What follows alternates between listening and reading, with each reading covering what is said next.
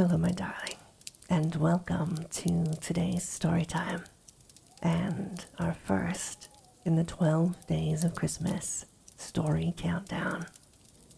I have a cozy fire going for you in the background, as well as a light, blowing winter wind to help you sleep. Now, lie back, close your eyes, and let me read you to sleep. We pronounced her name with a distinct Z sound. Remember, Jack, remember. The way some people slur Mrs. into Mrs. It was her home in Grosse Point, as she insisted our family, both its wealthy and its unwealthy sides, celebrate each Christmas Eve in a style that exuded the traditional, the old-fashioned, the antique. Actually, Aunt Elise constituted the wealthy side of the family, all on her own. Her husband had died many years before, leaving his wife a prosperous real estate business and no children. Not surprisingly, Aunt Elise undertook the management of the firm with admirable success, perpetuating our airless uncle's family name on for sale signs planted on front lawns in 3 states. But what was Uncle's first name? A young nephew or niece sometimes wondered. Or, as it was more than once put out by the children, where's Uncle Elise? To which the rest of us answered in unison, he's at his ease. A response we learned from none other than our widowed aunt herself. Aunt Elise was without husband or offspring of her own, true enough, but she loved all the ferment of big families, and every holiday season she possessed as much in blood relations as she did in her tangible and intangible assets and investments. Nevertheless, she was not the conspicuously consuming type of rich bitch. Her house was something of an Elizabethan country manor in style, while remaining modest, even relatively miniature in its mass. It fit very nicely, when it existed, into a claustrophobic cluster of trees on some corner acreage a few stops from Lake Shore Drive, profiling rather than facing the lake itself. A rather dull exterior of soot-gray stones somewhat camouflaged the old place in its woodland hideaway, until one caught sight of its diamond-paned windows and realized that a house in fact existed where before there seemed to be only shadowed vacancy.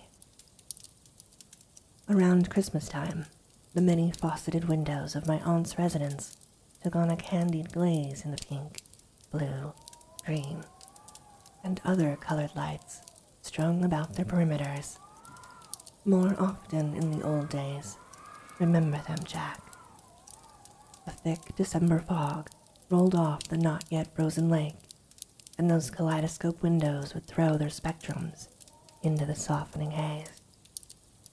This, to my child's senses, was the image and atmosphere defining the winter holiday, a serene congregation of colors that for a time turned our everyday world into one where mysteries abounded. This was the celebration. This was the festival. Why did we leave it all behind us? Leave it outside? Every Christmas Eve of my childhood, as I was guided up the winding front walk toward my aunt's house, a parent's hand in each of mine, I always stopped short, pulling Mom and Dad back like a couple of runaway horses. And for a brief, futile moment, I refused to go inside. After the first Christmas Eve I can recall, chronologically my 5th, I knew what happened inside the house. And yet, year after year, there was little change either in the substance or surface details of the program. For those from large families, this scene is a little too familiar to bother describing. Perhaps even lifelong orphans are jaded to it. Still, there are others for whom depictions of unusual uncles, lovable grandparents, and a common run of cousins will always be fresh and dear. Those who delight in multiple generations of characters crowding the page, or warmed by the feel of their paper flesh. I tell you, they share this temper with my Aunt Elise, and her spirit is in them. For the duration of these Christmas assemblies, my aunt always occupied the main room of her house. This room I never saw except as a fantasy of ornamentation, a hallucinatorium in holiday dress. Right now, I can only hope to portray a few of its highlights. First of all, holly, both fresh and artificial, hung down from wherever it was possible to hang. The frames of paintings, the stained wood shells of 1,000 giveaways, even the velvety embossed pattern of the wallpaper itself, intertwining with its swirls and flourishes, if memory serves. And from the fixtures above, including a chandelier delicately sugared with tiny Italian lights, down came gardens of mistletoe. The huge fireplace blazed with a festive inferno, and before its cinder-spitting hearth was a protective screen, at either end of which stood a pair of thick brass pots. And slipped over the crown of each post was a sock puppet Santa, its mittens outstretched in readiness to give someone a tiny, angular hug. In the corner of the main room, the one beside the front window, a plump evergreen was somewhere hidden beneath every imaginable type of dangling, roping, or blinking decoration, as well as being dolled up with silly bows in pastel shades, satiny bows, lovingly tied by human hands. The same hands also did their work on the presents beneath the tree. And year after year, these seemed, like everything else in the room, to be in exactly the same place, as if the gifts of last Christmas had never been opened, quickening in me the nightmarish sense of a ritual forever reenacted without hope of escape. Somehow, I am still possessed by the same feeling of entrapment. My own present was always at the back of that hoard of packages, almost against the wall behind the tree. It was tied up with a pale purple ribbon and covered with pale blue wrapping paper, upon which little bears and infant sleeping gowns dreamed of more pale blue presents, which, instead of more bears, had little boys dreaming upon them. I spent much of a given Christmas Eve sitting near this gift of mine, mostly to find refuge from the others, rather than to wonder at what was inside. It was always something in the way of underwear, nightwear, or socks, never the nameless marvel which I fervently hoped to receive from my obscenely well-heeled aunt. No one seemed to mind that I sat at the back of the other side of the room, back from where most of the congregated to talk or sing carols and play the music of an ancient organ, which Aunt Elise played with her back to her audience and to me. Sleep in heavenly peace. That was very good, she said, without turning around. As usual, the sound of her voice led you to expect that any moment she would clear her throat of some sticky stuff, which was always clinging to its insides. Instead, she switched off the electric organ, after which some of the gathering dismissed and left for other parts of the house. We didn't hear old Jack singing with us, she said, turning to look across the room where I was seated in a large chair beside a fogged window. On that occasion, I was about 20 or 21, home from school for Christmas. I had drunk quite a bit of Aunt Elise's holiday punch and felt like answering. Who cares if you didn't hear old Jack singing, you old bat? But instead, I simply stared her way, drunkenly taking in her visage for the family scrapbook of my memory. Tight-haired head, like combed wires. Calm eyes of someone in an old portrait, someone long ago. High cheekbones, highly colored, less rosily than like a rash. And the prominent chompers of a horse charging out of nowhere in a dream. I had no worry about my future ability to remember these features, even though I had vowed this would be the last Christmas Eve I would view them. So, I could afford to be tranquil in the face of Aunt Elise's taunts that evening. In any case, further confrontation between the two of us was aborted when some of the children began clamoring for one of their aunt's stories. And this time, a true story, Auntie. One that really happened. All right, she answered, adding, maybe old Jack would like to come over and sit with us. Too old for that, I said. Thank you. Besides, I can hear you just fine from, well, she began before I'd finished. Let me think a moment. There are so many. Anywho, here's one of them. This happened before any of you were born. A few winters after I moved into this neighborhood with your uncle. I don't know if you ever noticed, but a little ways down the street there's an empty lot where there should be, or used to be, a house. You can see it from the front window over there, she said, pointing to the window beside my chair. I let my eyes follow her finger out that window, and, through the fog, witnessed the empty lot of her story. There it once stood, she said. A beautiful old house, much bigger than this one. In that house lived a very old man who never went out, and who never invited anyone to visit him. At least, no one I ever noticed. And after the old man died, what do you think happened to the house? It disappeared, answered some of the children, jumping the gun. In a way, she said. I suppose it did disappear. Actually, what happened was that some men came and tore the house down brick by brick. I think the old man who lived there must have been very mean to want that to happen to his house after he died. How do you know he wanted that? I interjected, trying to spoil her assumption. Well, what other sensible explanation is there? Aunt Elise answered. Anywho, she went on, I think that the old man just couldn't stand the thought of anyone else living in the house and being happy there, because surely he wasn't.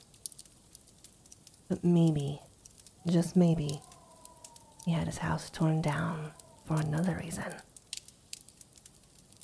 The children, sitting cross-legged before her, now listened with a new intentness, while the crackling logs seemed to start up a little more noisily in the fireplace. Maybe by destroying his house, making it disappear, the old man thought he was taking it with him into the other world. People who've lived alone for a very long time often think and do very strange things, she emphasized. She went on. Now what would lead a person to such conclusions about the old man? You may wonder. Did something strange happen with him and his house after both of them were gone? Well, the answer is yes. Something did happen, and I'm going to tell you just what it was. One night, a foggy winter's night like this one. Oh, my little children. Someone came walking down this exact street and paused at the property line of the house of the old man who is now dead. This someone was a young man who many people had seen wandering around here on and off for years. I myself, I tell you, once confronted him and asked him what business he had with us and with our homes, because that's what he seemed most interested in. Anywho, this young man called himself an antiquarian, and he said he was very interested in old things, particularly old houses, and he had a very particular interest in the house of that strange old man.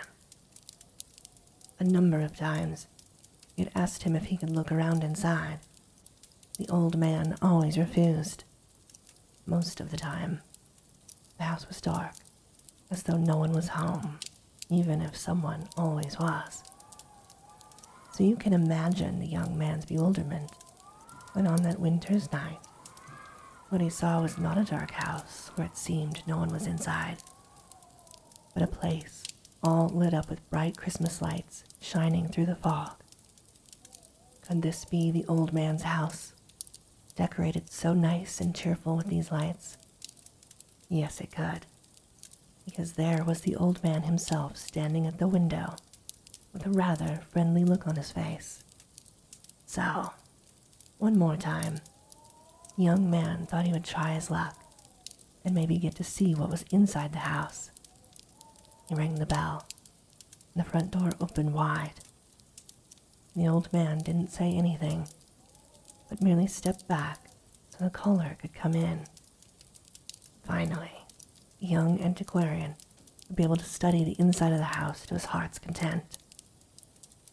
Along the way, in narrow halls and long abandoned rooms, the old man stood silently beside his guest, smiling all the time. "Wait," I interrupted. "I can't imagine how you know this part of the true story." "Aunt Elise always knows," asserted one of my little cousins, just to shut me up, and when my aunt cast a glance at me, it seemed for a moment that she really did know. Then she continued her true story. After the young man had looked all around the house, both men sat down in the deep, comfortable chairs of the front parlor and talked for a while. But it wasn't too long before that smile on the old man's face, that quiet little smile, began to bother his visitor in a peculiar way. At last, the young man claimed he had to go, glancing down at the watch he had drawn from his pocket, and when he had looked up again, the old man was gone. Naturally, this startled the young man, who jumped up from his chair and nervously checked the nearby rooms and hallways for his host, calling out, "Sir, sir," because he never found out the old man's name. And though he could have been in a number of different places, the owner of the house didn't seem to be anywhere that young man had investigated.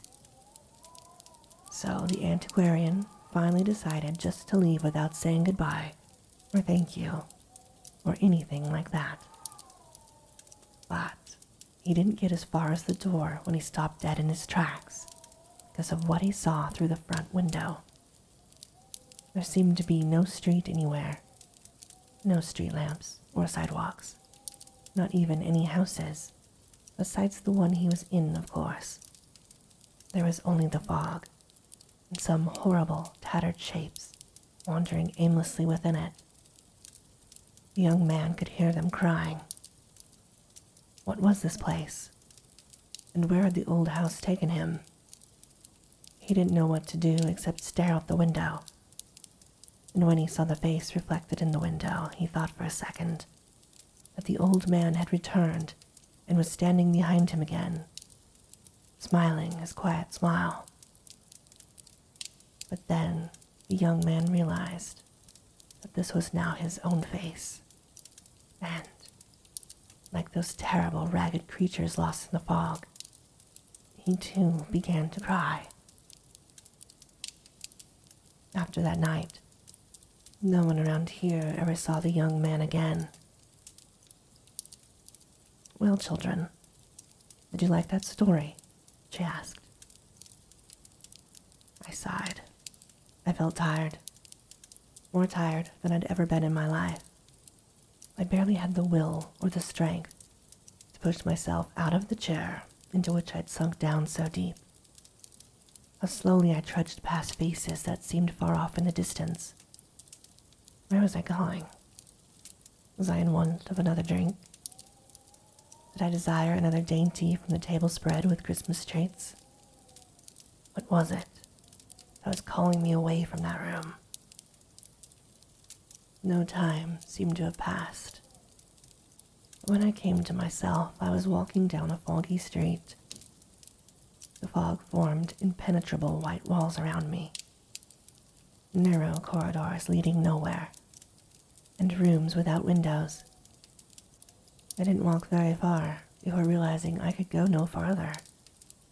As it happened, though, I did finally see something. What I saw was a cluster of Christmas lights, their colors beaming against the fog. But what could they have signified that they should seem so horrible to me now? Why did this peaceful vision of hazy wonder, which had transported the imagination of my childhood self, now strike me with such terror? These were not the colors I had loved. This could not be the house. Yet it was, for there at the window stood its owner, and the sight of her thin, smiling face for some reason was not right. Then I remembered. Aunt Elise was long dead, and her house, at the instruction of her will, had been dismantled brick by brick. "Uncle Jack, wake up," urged young voices at close range, though technically, being an only child, I was not their uncle. More accurately, I was just an elder member of the family who had nodded off in his chair. It was Christmas Eve. I had had too much to drink. "We're going to sing Christmas carols, Uncle Jack," said the voices. Then they went away.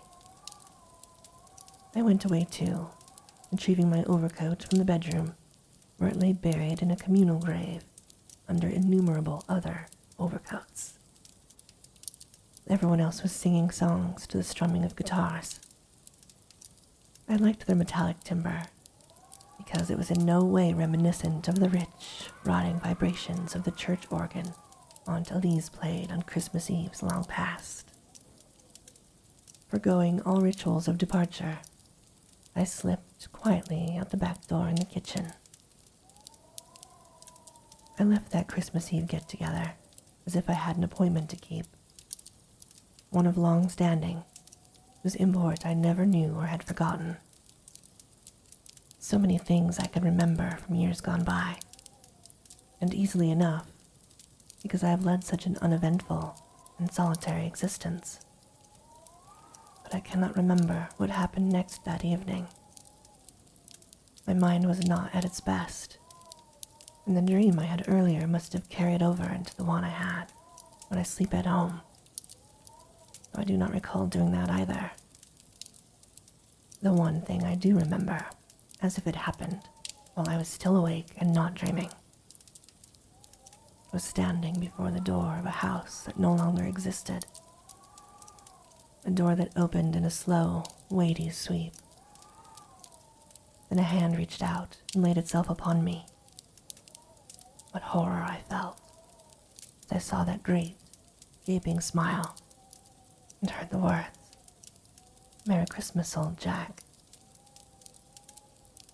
Oh, how good it was to see the old boy when he came to me at last. He'd grown old but never grew up. And finally, I had him. Him and his every thought. All the pretty pictures of his mind. Those weeping demons, souls forever lost, came out of the fog and took away his body. He is one of them now. But I have kept the best part. All his beautiful memories. All those lovely times we had. The children, the presents, the colors of those nights. Anywho, they are mine now. Tell us of those years, old Jack. The years I have now taken from you, the years I can play with as I wish, like a child with his toys. Oh, how nice. How nice and lovely to be settled in a world where it's always dead and darkness, and always alive with lights, and where it will always, forever after, be Christmas Eve. And this, my darling, ends our story time for today.